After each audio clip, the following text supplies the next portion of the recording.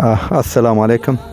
زموږ دغه فامیل په دغه میوه مارکیټ کې خاشاک ټولوي دغه مور دغه زوی چې دی مخکې موټر والی و ټکر یې کړی و نو هغه درملنې پیسې نه وي چې د خپل زوی درملنه وکړي. عزتمندو څنګ ته یې ځم یو څه مرسته پې سپارم. السلام علیکم. مورجانې څنګه یې؟ دغه ماشوم لاس څه شوي دي؟ ستاسو ژوند څنګه دی خورجان؟ ژوند د مروره ډېر تریخ دی. خاوند مې پوډري دی. خاوند مې پور دی. واړه ماشومان راته په غاړه دي. دي نه دوه نورم کور کې لرم هغه هم دینه واړه دي او مشر دا دی هغه مایبه دی. دا موټر و اعصابو یې ضربه وخوړله د نه پیسو نه د ناعلاجۍ نه د بېوسۍ نه دا رانه مایبه شو. دا او پیسې نه وي چې درملنه پیسې نه وي چې درملنه وکړه. پلار یې دی پوډري. دا چېرته والو موټر؟ دا د سړک په سر دغه عوام سړک موټر و دغه. موټروان دوا وکړه نو بیخي کوما کې و.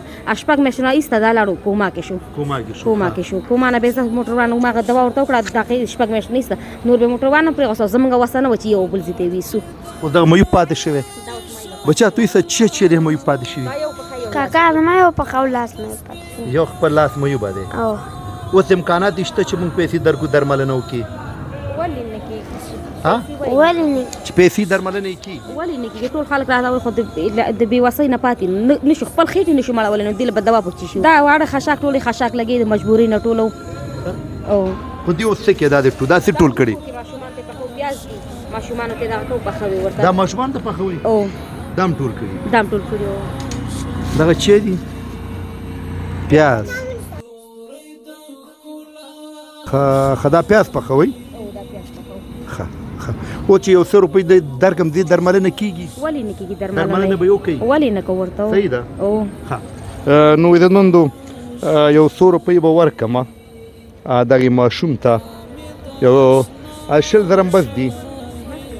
دغه 100,000 روپۍ به درکړم عزتمندو. دغه وګورئ 1 2 3 4 5 6 7 8 9 10 11 12 14 14 15 16 17 19 20.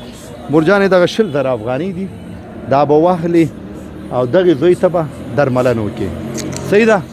نو دا به ما سره یې ژمنه کوئ چې د دغه زوی دوا به دې کوي؟ بس دا تاسو سره د الله ښه وکړي او چا چې دا کومه کړې هغې سره دې الله ښه وکړي او دا ستاسو د ایمان په تله کې الله پاک واچوي. څه چې ټول عمر ژوندی یم ستاسو انسان زه نه شم هېرولی. بچا پیسې مې ورکړلې. صحیح ده. تو زه درېږه درېدی شي. دغه لاس خپه دی هغه شوی. نو کښېنه بچیا. نو عزتمندو دا زموږ خپرونه انشاءالله بیا به ستاسو خدمت ته حاضر وي. اجازه راکړئ. الله حافظ.